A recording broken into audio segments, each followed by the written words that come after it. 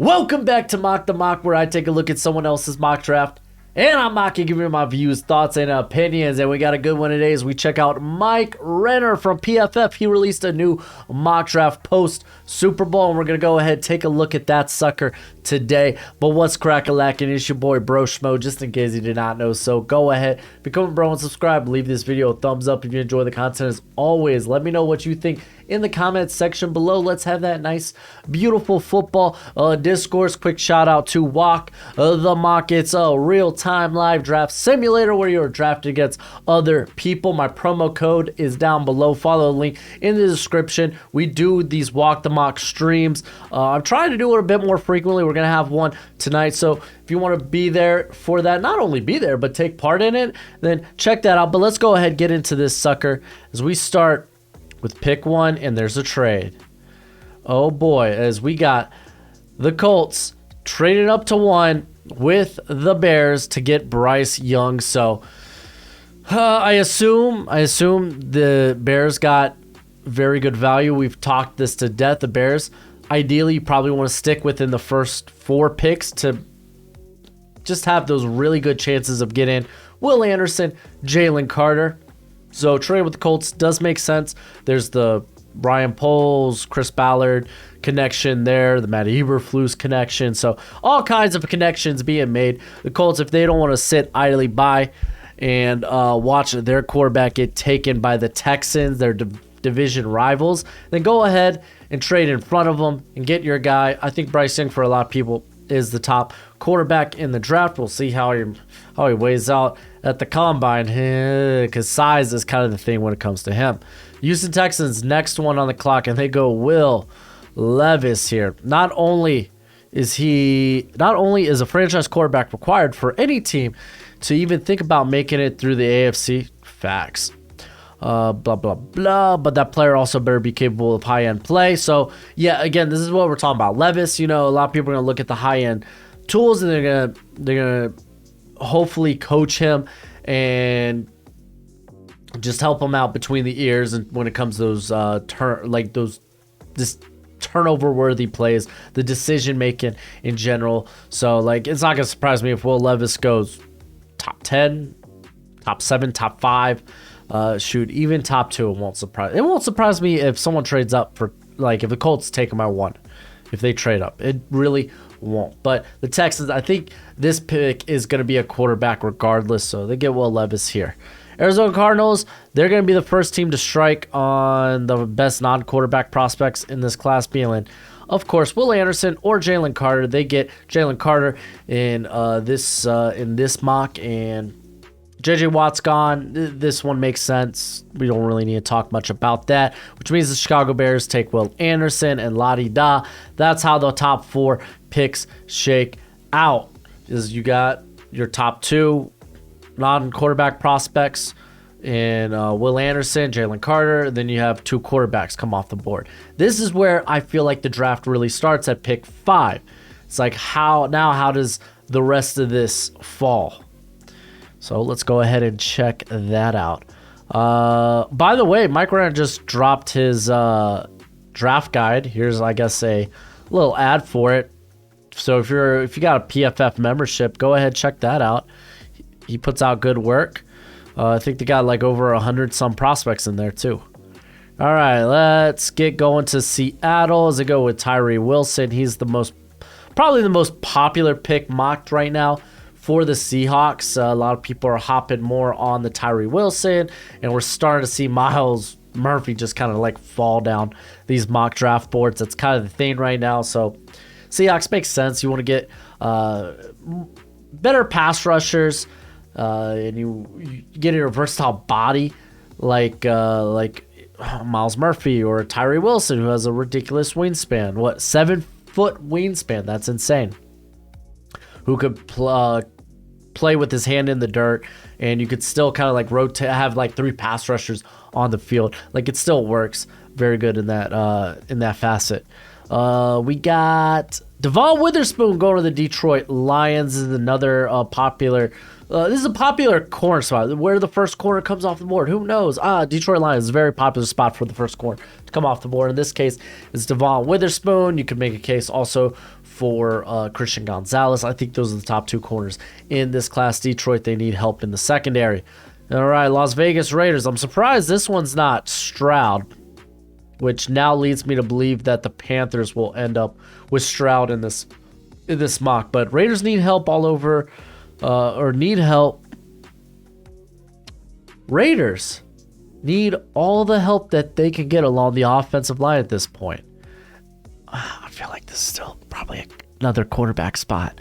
With Stroud on the board, I think this is a quarterback spot. Because what, they braided Jimmy G, Jacoby Brissett. I don't think that's stopping me from taking a quarterback here. But that's just my opinion. But they take Paris Johnson. For me, he's the top tackle. I released my tackle prospect rankings post Senior Bowl yesterday. You can check out that video. I'm a huge fan of Paris Johnson, not only the prospect, but also the person. And then the Atlanta Falcons go with, this is interesting, as they go with Peter Skoronski. Let's actually read this one then. You might be asking yourself, isn't this high for a prospect who projects as a guard? To that, I'd say, not with what Arthur Smith wants to do offensively. They were the run-heaviest team in the NFL last season, and they rely on their offensive linemen to be athletes who can play out in space. Skoronski is precisely that, the type of player who can pair with Chris Lindstrom to boost the Falcons' rushing attack to a scare level. So I feel like that kind of implicates like play along or pair up with Chris Lindstrom. So got a play tack or play guard. But also, you do have Caleb McGarry as a free agent who was very good. Probably he was one of the best run blocking tackles in football this past season. You got to imagine he's going to be one of the guys there they try to keep there. So let's go ahead and get this CJ Stroud pick out of the way. Hey, Panthers, they get CJ Stroud. Right now, they came out as, like, I guess the top contenders, potentially, for Derek Carr. As now it looks like Derek Carr is going to get released as he was like just throwing up the middle fingers on the way out to the Raiders. Like, I will not accept a trade. I will go ahead, test the market, and get the most money that I can. So, hey, there you go. But it sounds like Panthers are going to be potentially dipping into that. Brett Baskin doesn't stop you from taking a quarterback. I don't. CJ Stroud would be great here. But I do understand if you're the Panthers, you can't really, outside of trading up, you can't. What is the word? You can't ensure that the draft falls this way. So they grab Stroud. This is great. Philadelphia Eagles, Christian Gonzalez, another popular cornerback spot. If the Lions don't take one at 6, this is probably the next spot you see corner come off the board first. So they get Christian Gonzalez. I'm pretty sure Eagles fans won't complain about this after they saw how their secondary performed against Patrick Mahomes and company. And we're not going to talk about the penalty because, golly, man. Yo, some of y'all are just wild. I put up that poll. It was supposed to be a joke, man. And people really were getting into it in the comments. It was great. And it was actually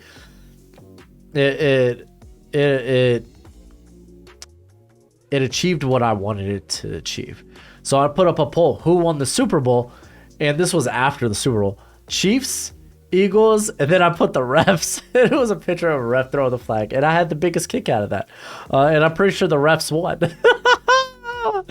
But we're not going to talk about that penalty. Should have been called, should have not been called.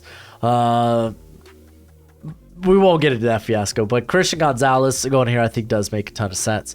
Tennessee Titans go with Lucas Van Ness. I actually know that based on their PFF's podcast from the Senior Bowl, Mike Renner is actually a big fan of Lucas Van Ness. Kind of like how he plays in terms of it just feels very, very much like something the Titans would love. That it's just a perfect fit. Actually, he says it right here.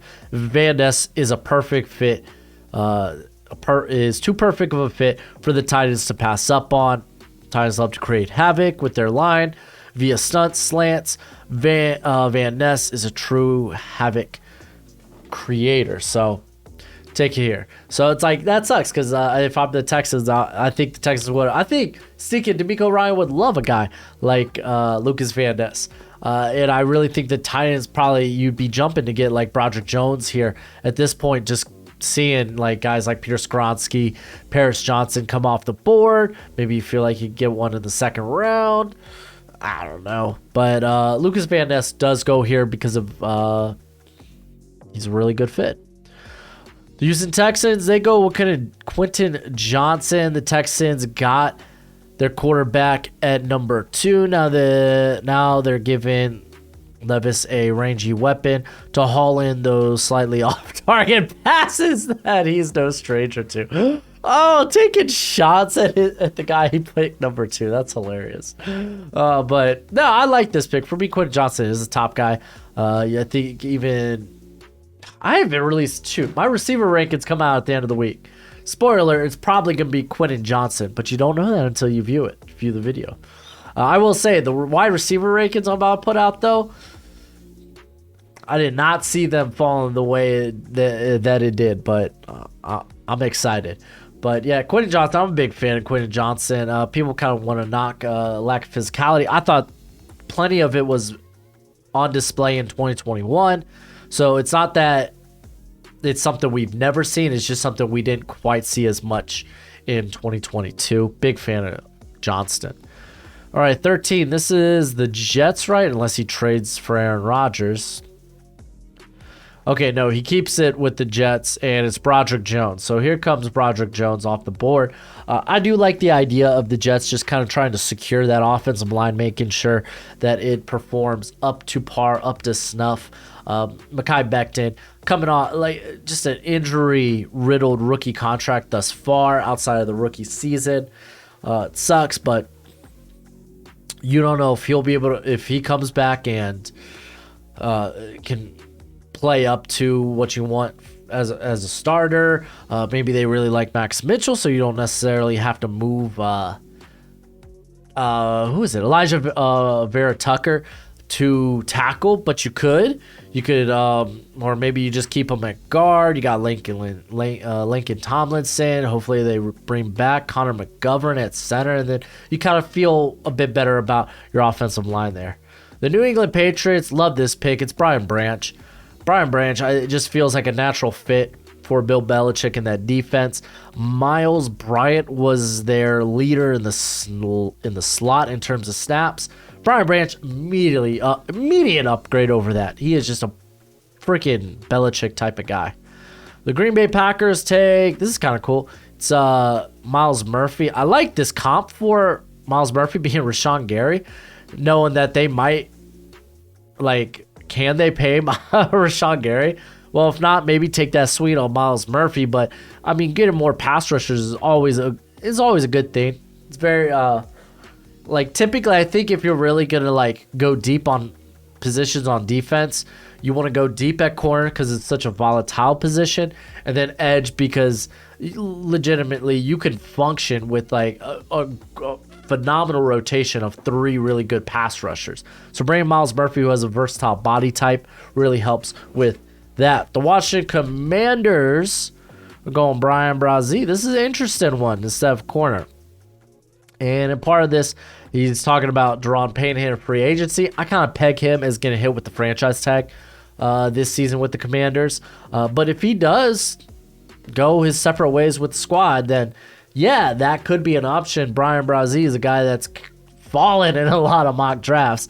So people that are still high on him, this could be a landing spot here. We've talked about, honestly, the next 2 spot, we could talk about the Packers being a good landing spot for Brazee. We could talk about Steelers. We could talk about Lions. You could go to the Seahawks, the Buccaneers.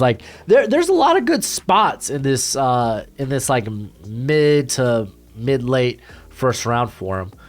The Pittsburgh Steelers go with Joey Porter. Joey Porter, man, going back to Pittsburgh, where his daddy played. He gets a stick in his home state. He actually be a good fit for Mike Tomlin's defense. I like the pick here. I just like the fit. The Detroit Lions, they're taking Anthony Richardson. I think Anthony Richardson probably going to go higher than this because that upside is just too good. It really, really is. Teams are gonna look at like Lamar Jackson, like, oh, he went at the back end of, like, I think he was legitimately the last pick of the first round for the Ravens. And I mean, yeah, okay, he's been beat up the last 2 years. I think he's played a combined 24 games the last 2 years. Over, what would it have been? Like, I want to say possible 33 games. But he's been a top 10 quarterback in the league, borderline elite quarterback, elite guy to have to game plan for. And even if Anthony Richardson, like, even if he could become that, like, dude, this is well worth the pick. Like, teams would have taken Lamar Jackson much earlier if that were the case. So, like, getting Anthony Richardson here is exceptional value. Detroit, like, Jared Goff, he's fine for now, but you kind of do maybe want to look towards the future. And I mean, if Anthony Richardson is here just looking at you in the eye, I feel like, man, this is like, we got we got what we wanted in our first round pick. This is kind of a I don't want to say a luxury pick, because obviously the Lions do have a lot of needs, but it's a bit of a luxury to have a second first round pick. So why not take a swing on, well, the most important position on the roster, the most important position in the NFL, with a guy that has such a ludicrous ceiling. The Tampa Bay Buccaneers take Deonte Banks, Jamil Dean, and Sean Murphy Bunter are both free agents. I got my doubts that they can keep one of those guys, maybe even neither of them. Deonte Banks, he's probably going to test out well. I'm going to probably end up moving him up. I think he literally sits at 50 right now on my big board. So it's like, he's just a guy that, and I hate having to say this every video because he's in every first round mock, that just rubbed me the wrong way with some of his play. So, like, a guy that is overtly physical, a guy that does play with his back to the ball a lot, having to take cues from the receivers, but he knows how to read receivers when the ball is going to come, or where the ball is actually going to be. He knows how to locate the catch point very well. I probably already said he's two hands. He's overtly physical. I felt like he took plays off, or at least when he felt play wasn't going his way and such. So there were things that kind of rubbed me the wrong way when it came to Banks. Seattle Seahawks take Kalijah Kancey. This is interesting. Let's read this, actually. Kancey was the best pass rushing defensive tackle in college football last season, earned a 92.4 grade, blah, blah, blah. He just happens to be only 6 foot, 280. The Seahawks are no stranger to smaller defensive tackles, with Puna Ford patrolling the middle of their defensive line for the past 5 years. Kancey can be in every down 3 tech and live in the opponent's backfield. Okay, this is interesting. This is interesting because I feel like this would be Tyree Wilson's role on obvious passing downs, that you kick him inside to this role. It doesn't mean they can't have both those guys there. Very interesting. I'll say that. And I'll leave it at that. We got the Chargers going with Michael Mayer. They got who do they bring in? Kellen Moore. Kellen Moore loves tight ends. Jared Everett, let alone, he's got one more year on the contract. So bringing Michael Mayer, I think, makes a ton of sense. If he ends up falling, I think these are one of the landed spots that makes sense. Bijan Robinson going to the Baltimore Ravens. J.K. Dobbins, I think, is in a contract year. You got, and I think no, it's not Justice Hill. I think it's Gus Edwards is the only other running back under contract.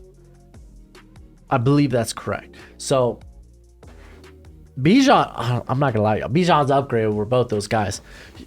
Like J.K. Dobbins, he's had his injury woes, but like when he's good, he looks really good. But still, I don't think it really holds a candle of what Bijan can be.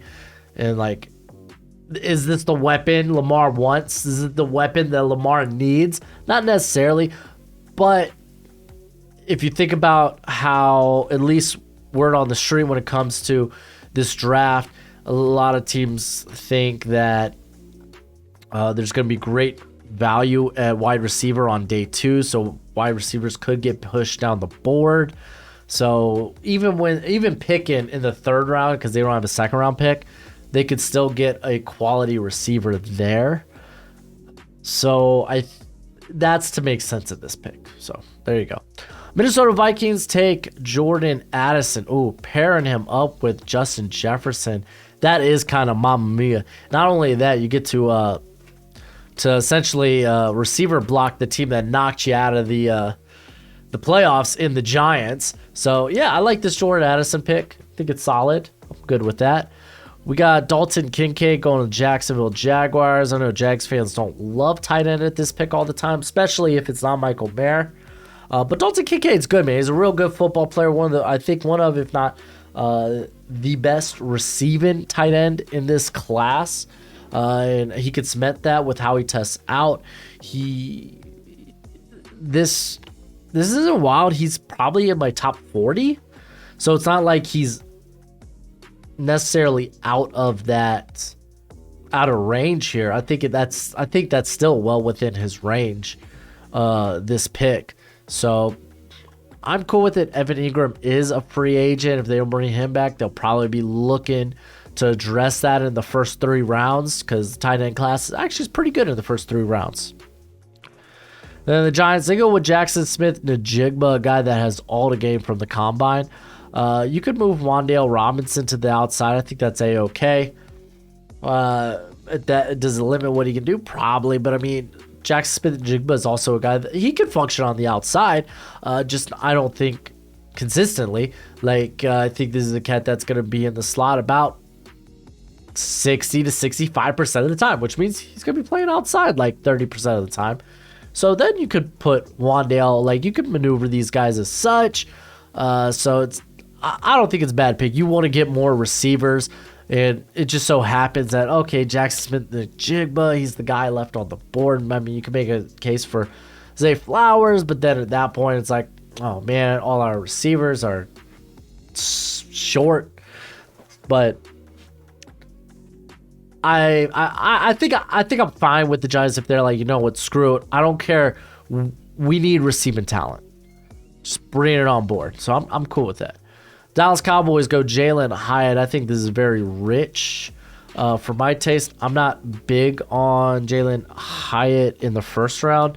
I like him better as this day 2 player, probably mid day 2. And I think he is a track star playing football. He is a football player. The physicality things, I think that's something he's gonna need to get better at the NFL level, especially against press. He's gonna have to learn how to free himself, how to not be knocked off routes. But he's got legit speed that the NFL just highly values now. These guys that can stretch the field vertically, take the top off defenses. Teams want that. The Cowboys obviously wanted that, going after OBJ, bringing in T.Y. Hilton. They obviously want that. Buffalo Bills, Osiris Torrance, this is a great pick. Let's move on. They need help on the offensive line. It was a big letdown this year. I don't know why I keep going like this, but on to the next pick probably. Keion White going to the Cincinnati Bengals. I think this could also be a tackle spot. Obviously, I think going offensive line in some manner here is more ideal for the Bengals. If they don't view a tackle in that way, honestly, I'd be willing to take Darnell Wright here. I'd be willing to take Anton Harrison here.